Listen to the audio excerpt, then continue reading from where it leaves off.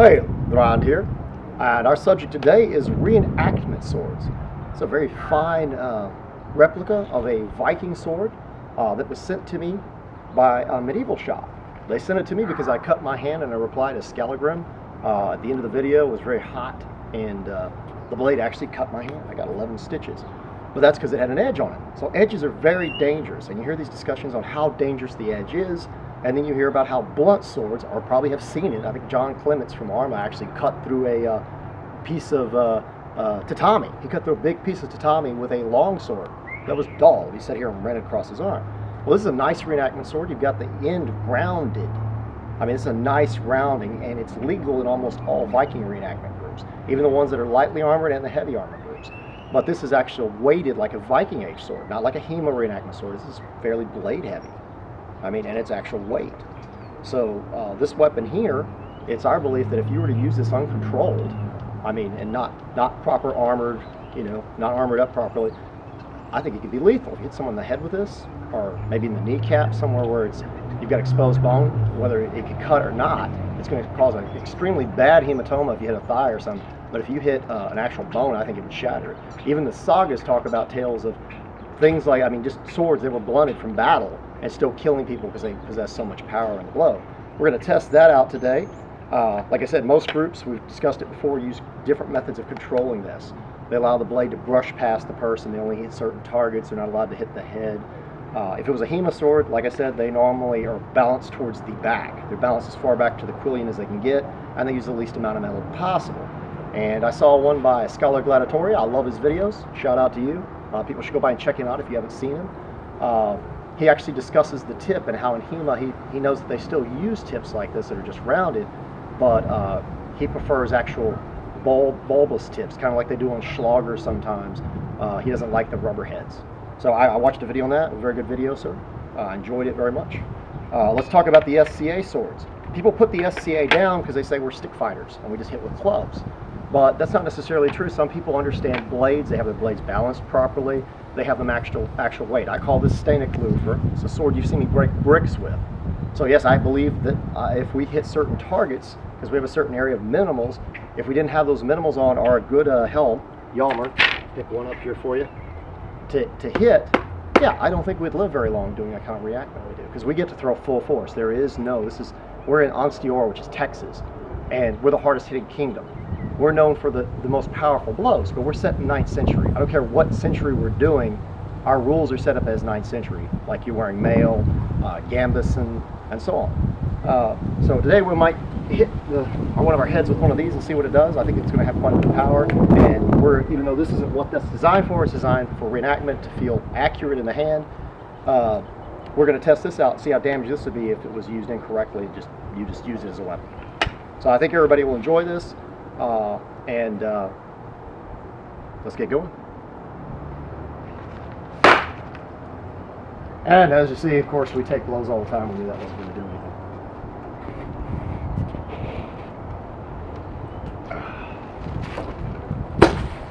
Now, just for a wee bit of fun, let's see what we can get with just a good blow.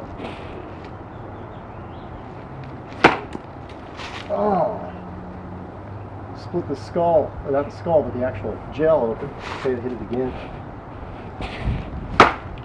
Oh! Okay. It by itself, with this much ballistics gel, didn't crack anything, but it split the actual.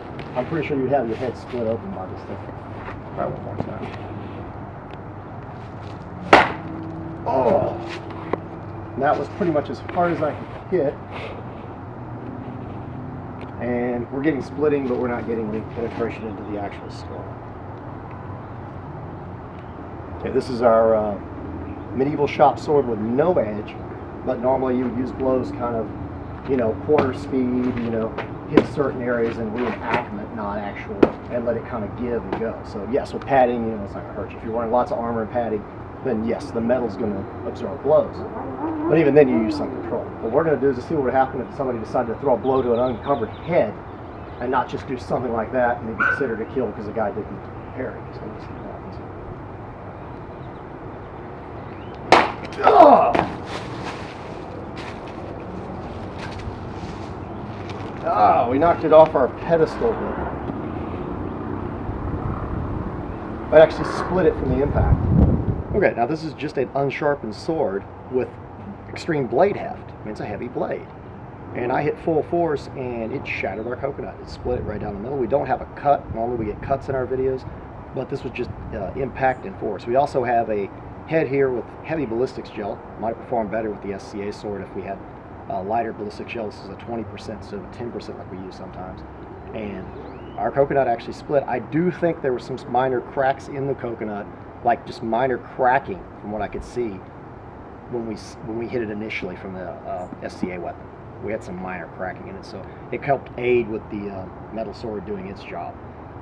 It's not a total accurate test from doing one after the other, but I do think that if someone hits you in the head with it, whether it's sharp or not, over bone or hit over a bony area, not a fleshy area where you get hematomas, I think it could be lethal. I really, really do. I think the sword would still be lethal, just as it would be if it just got dulled in battle or you were trying to break a shoulder through Gambeson or whatever.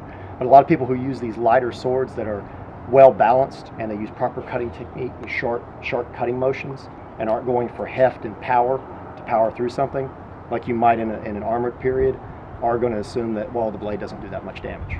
The sword's perfectly balanced because of the distal taper. It's really quick and light, and the edge is everything. But I think in the Viking era, when swords were pattern welded and had to be heavier, I honestly think when they got some of the longer blades that they would have been lethal just from the impact alone, depending on where you hit. Or you would have broken legs, broken bones. Unarmored heads would have effects like this. Anyway, hope you all enjoyed our little video. And this is a great reenactment sword, by the way. You might want to check it out over at Medieval Shop. I think you'll enjoy it. Barbell.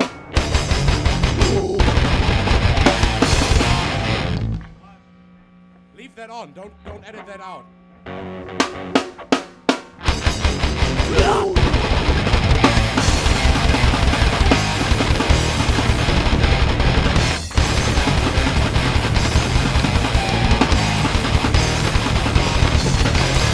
If you enjoyed our videos, please like and subscribe at YouTube channel Thrand. Find us on Facebook at Thrand and Eldgrim's Well of Remembrance.